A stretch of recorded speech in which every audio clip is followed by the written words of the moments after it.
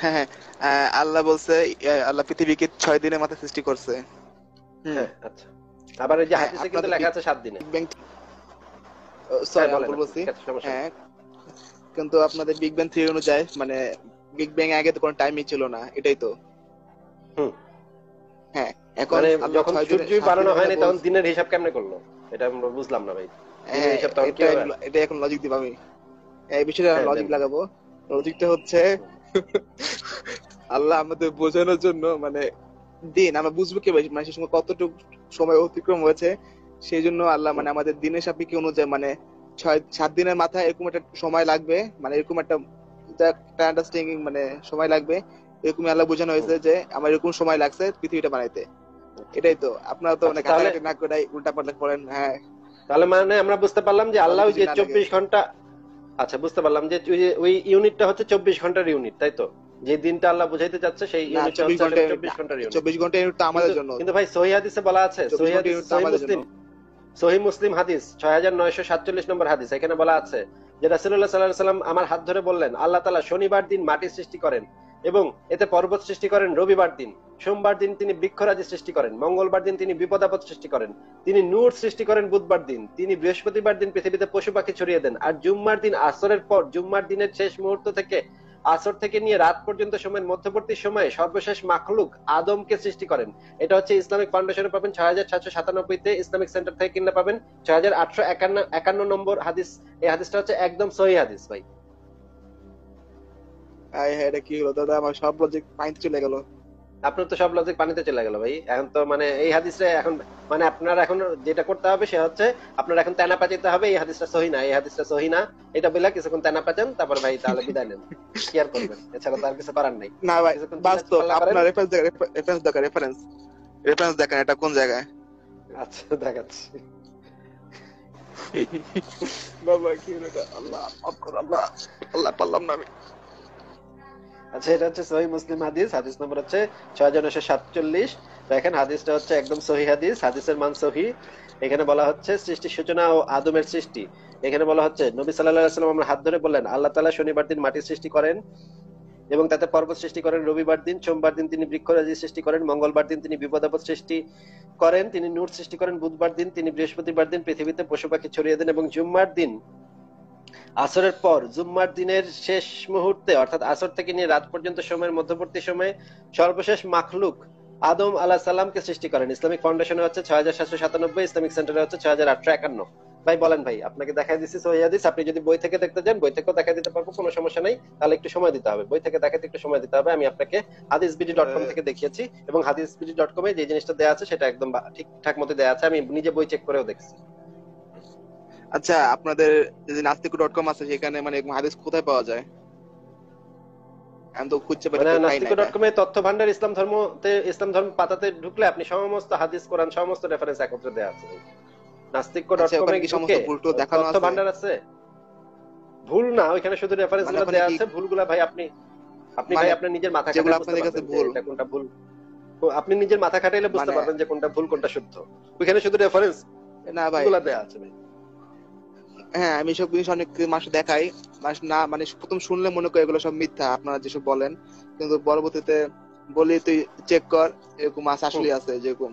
আমার খুব হুম, মানে প্রথম শুনলে খুব আজব লাগে, এরকম থাকতে পারে ইসলামে, আমার বিশেষণে প্রথমে দেখার পর এরকম ভাবতে পারি আছে এগুলা, হুম, হুম। মানে খুবই এবং খারাপ লাগে যে মানে কোনোটা যদি আপনি মানুষটা। রিচেক করবেন, বই খুলে রিচেক করবেন, চেক করে যদি কোনোটা আপনি ভুল পান, সাথে সাথে আমার লাইভে এসে আমাকে বলে দিবেন যে ভাই আপনার এত নম্বর লাইনে ভুল লেখা আছে, এটা ঠিক করেন। আমি সাথে সাথে ঠিক করব। কিন্তু আমার ধারণা কোথাও কোনো ভুল নাই, আমাদের ওই তথ্য ভান্ডারে কোনো ভুল নাই, একদম অরিজিনাল বই থেকে আমরা ইয়া করে দিচ্ছি। হ্যাঁ, আমি কয়দিন আগে আপনার লাইভে আসছিলাম, সেখানে একটা ইয়ে হয়েছিল, আপনি অনেক কিছু আমাকে ভুল ধরাইছেন, সেগুলো আমি একটা ফ্রেন্ডে শুনেছি, সে বলে এগুলো সব মিথ্যা কথা বলতেছে, সব মিথ্যা লোক এক নাম্বার চাপাবাজি করতেছে। আমি বলি হুম, তুই যা যা মানে রেফারেন্স বলতেছে তুই সেগুলো চেক কর। তারপর কি হুম, করলো, সে আজকে আমাকে ফোন করে জিজ্ঞেস করলো, একটা ইয়ে বলতো, রেফারেন্স বলতো, বলতে হুম, বললো, সেখানে কি করছি সূরা আল মারিজের যে 29 30 নম্বর আয়াতটা বলছি ওকে চেক করার জন্য। হ্যাঁ চেক করে বলে হ্যাঁ আসলে তো ঠিক আছে, হুম। এরকম অবস্থা। আচ্ছা, আর তারপর আমার তো সূরা লজিকটা আহজাবের পরে পাইতে 50 চলে নম্বর গেল, আয়াত, আমার লজিক সূরা আহজাবের 50 নম্বর আয়াত, মানে কি। সূরা আহজাবের 52 নম্বর আয়াত, সূরা আহজাবের 50 নম্বর আয়াতে ওই দাসী সেক্সের কথা বলা আছে ভাই। ওই যে সূরা আল মারিজের 29 30 যেটা বলা আছে দাসী সেক্স, সূরা আহজাবের 50 নম্বরেও এর একই কথা বলা আছে, এবং সূরা আহজাবের 52 নম্বর আয়াতেও একই কথা বলা আছে। দাসীর কথা আলাদা, একটু দেখেন মজা পাবেন হাদিসগুলো মানে কোরআনের আয়াতগুলো পড়লে মজা আমার পাবেন। একটা লজিক আছে। এবং সূরা নিসার 24 হ্যাঁ, নম্বর একটা আয়াত, logic সূরা হচ্ছে। নিসার 24 নম্বর আয়াত পড়বেন এবং সেটার সাথে তাফসিরে জালালাইনটা পড়ে দেখবেন। তাফসিরে জালালাইনে বলা আছে দাসী সেক্স করা ফরজ, একদম দাসী সেক্স করতেই হবে। মানে ফরজ মানে কি বুঝে নিত? হ্যাঁ, বাধ্যতামূলক। হুম।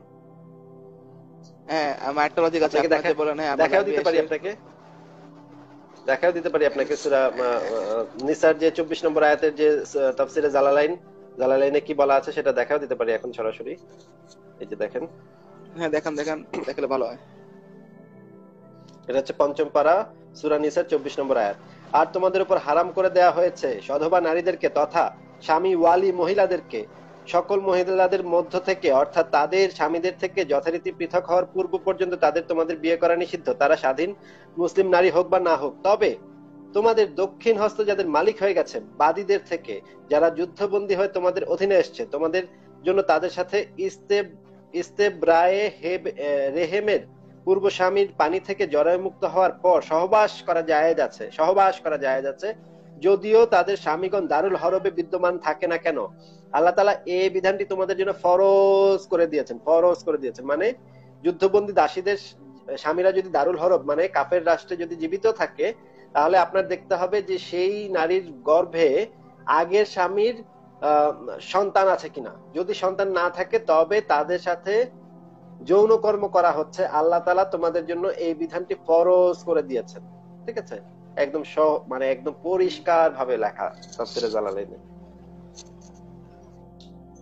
ওহো, হ্যাঁ, আমার একটা কথা আরেকটা ছিল। মজার আপনারা যে জিনিস বলেন দেখাই, লাইভে এসে, আরেকটা মজার জিনিস দেখাতে চাই হ্যাঁ, ভাই বলেন। আপনাকে। মানে এটা হচ্ছে মানে ভয়ঙ্কর রকমের মজার জিনিস। দেখেন, এটা হচ্ছে সহিহ বুখারীর, আপনাকে আমি নাম্বারও বলে দিচ্ছি। এটা পাবেন সহিহ বুখারীর 7ম খণ্ড।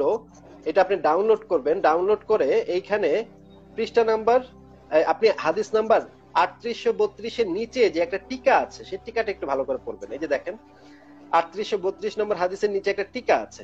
আজল হলো স্ত্রী সঙ্গমকালে বীর্যপাতের ঠিক পূর্ব মুহূর্তে স্ত্রী যোনি থেকে পুরুষাঙ্গ বের করে এনে বাইরে বীর্যপাত ঘটানো। ইমাম আবু হানিফার মতে বাদীর সাথে তার অনুমতি ব্যতি রেখে এ কাজ করা জায়েজ, বাদীর সাথে তার অনুমতি ছাড়াই এ কাজ করা জায়েজ। তবে আজাদ স্ত্রীর সাথে এ কাজ করতে হলে তার অনুমতি লাগবে, অনুমতি ব্যতীত বৈধ নয়। ঠিক আছে, মানে হচ্ছে আজল মানে হচ্ছে আপনি যদি দাসী বা যুদ্ধবন্দী নারী যদি আপনার বাসায় হ্যাঁ, থাকে, এটা বুঝি, আমি এটা বুঝি। তখন আপনি এই কাজ করতে পারবেন। অনুমতি ছাড়াই দাসীর সাথে আপনি এই কাজ করতে পারবেন ভাই। একদম মানে সহিহ বুখারীতে টিকাতে এটা পরিষ্কার ভাবে বর্ণনা করা আছে ভাই। এবং আপনাকে আগেই দেখাইছি জালালাইনের তাফসীরে এটা বলা আছে এটা ফরজ ভাই। তাহলে ভাই ফরজ তো আপনার পালন করতেই হবে ভাই। আপনি এখন কি করবেন বলেন? হ্যাঁ, আগে লাইভে কথা বলার সময় আপনাকে অনেক লোকে কমেন্টস বলছিল আমি নাকি আপনার লোক, আপনার হয়ে আপনার কথা বলতেছি, এরকম উল্টাপাল্টা কথা বলে মানুষ। তো যে কেন করে বুঝি না।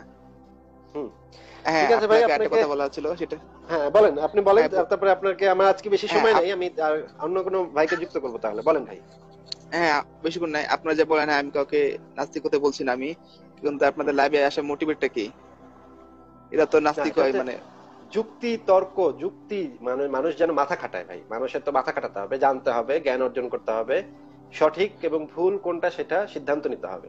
এটাই হচ্ছে আমার মানে লক্ষ্য, যে আপনি যেন মাথা খাটিয়ে নিজের সিদ্ধান্ত জেনে বুঝে যেন নিজের সিদ্ধান্ত নিজে নিতে পারেন এবং মাথা খাটিয়ে নিজের সিদ্ধান্ত নিতে পারেন। ঠিক আছে, এইটুকুই আমার মানে কাজ। আপনি নাস্তিক হন কি আস্তিক হন তা দিয়ে আমার কিছু যায় আসে না। আপনি নাস্তিক হইলে আমি টাকা পাবো না, আপনি আস্তিক হইলে থাকলে আমি টাকা আমার লস যাবে, আমার কিচ্ছু লাভ নেই ভাই। কিন্তু আমার লাভ হচ্ছে আপনারা যদি যুক্তিবাদী মানুষে পরিণত হন, যদি আপনারা যুক্তি দিয়ে চিন্তা ভাবনা করতে শেখেন, সেটা হচ্ছে আমার লাভ। কারণ হচ্ছে তাহলে সমাজের অগ্রগতি হবে, সমাজ প্রগতিশীল হবে, সমাজ মানে ডেভেলপ করবে।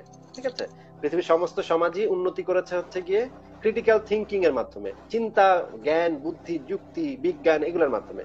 ধর্মান্ধতা কখনো সমাজকে আগিয়ে নিয়ে যায় না। ঠিক আছে ভাই, আপনাকে অনেক ধন্যবাদ যুক্ত হওয়ার জন্য। ভালো থাকবেন আপনি। আচ্ছা, ঠিক আছে, থ্যাংক ইউ। আচ্ছা ভাই, ভালো থাকবেন।